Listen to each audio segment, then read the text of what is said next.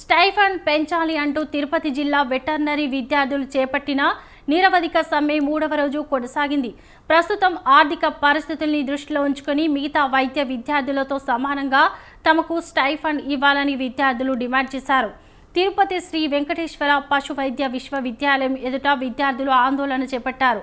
గత 12 ఏళ్లుగా కేవలం 7,000 రూపాయలు మాత్రమే స్టైఫండ్ ఇస్తున్నారని పశు వైద్య విద్యార్థులు ఆవేదన వ్యక్తం చేశారు.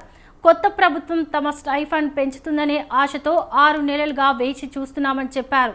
అధికారులు ప్రభుత్వం నుంచి ఎలాంటి సమాధానం లేకపోవడంతో సమ్మెబాట పట్టినట్లు చెప్పారు. గత 13 ఏళ్ళుగా పెంచని మా స్టైఫండ్ కోసం సో ఇప్పుడు చూసినట్టయితే 13 ఏళ్ల క్రితం 2012లో మా స్టైఫండ్ 7,000 ఇచ్చేవాళ్ళు. ఇంతవరకు అది పెంచిందే లేదు. మేము ఎన్నో ఏళ్ళుగా స్ట్రైక్ చేస్తూనే ఉన్నాం, పెంచుతూనే ఉంటున్నాం అని చెప్పేసి అంటున్నారు, కానీ అది ఇంతవరకు అమల్లోకి అయితే రాలేదు. మీరు చూస్తున్నట్టయితే మాతో పాటు చదువుతున్న వేరే వైద్య కోర్సు విద్యార్థులు అటు ఎంబీబీఎస్ కానీ ఇటు ఆయుష్ కోర్స్ కానీ ప్రతి వాటికి కూడా ఆల్మోస్ట్ 20,000, కొన్నిటికైతే 20,000 పైగానే స్టైఫండ్ పెంచుతున్నారు. సో ఇప్పుడు చాలామంది అంటున్నారు మీరు ఎందుకు ఎంబీబీఎస్తో పోల్చుకుంటున్నారు అది ఇది అని చెప్పేసి. అంటే మేము పోల్చుకునేది వాళ్ళు ఎక్కువ మేము తక్కువ, లేకపోతే మేము ఎక్కువ వాళ్ళు తక్కువ అన్నది కాదు. మాతో పాటు పనిచేస్తున్న వాళ్ళకి ఇస్తున్నప్పుడు వాటిలోకి సమానంగా పనిచేస్తున్న మాకు మీరు ఎందుకని ఇవ్వట్లేదు అన్న జస్ట్ మాకు కావాల్సిన దాన్ని మేము ప్రశ్నిస్తున్నాము.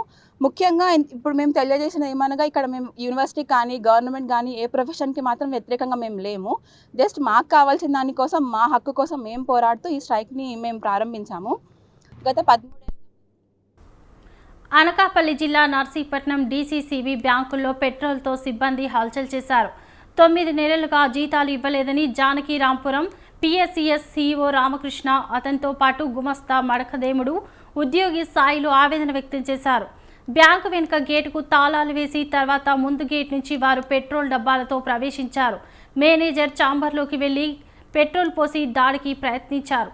సిబ్బంది అప్రమత్తమై పెట్రోల్ డబ్బాలను లాక్కున్నారు. బ్రాంచ్ చీఫ్ మేనేజర్ నాయుడు పోలీసులకు సమాచారం ఇచ్చారు. కేసు నమోదు చేసి దర్యాప్తు చేస్తున్నామని టౌన్ సీఐ గోవిందరావు తెలిపారు.